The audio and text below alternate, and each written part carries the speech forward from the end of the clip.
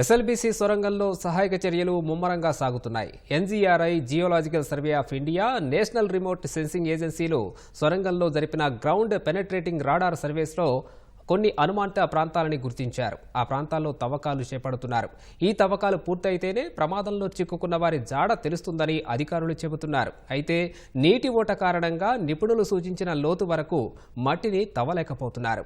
ఇదే సహాయక బృందాలకు ప్రధాన ఆటంకంగా మారింది. మరోవైపు టీబీఎం మిషన్ కట్టింగ్, పూడికతీత, డీవాటరింగ్ ప్రక్రియలు నిరంతరాయంగా కొనసాగుతున్నాయి. ఇవాల్టికి టీబీఎం యంత్రం కట్టింగ్ సగానికి పైగా పూర్తవుతుందని అధికారులు చెబుతున్నారు.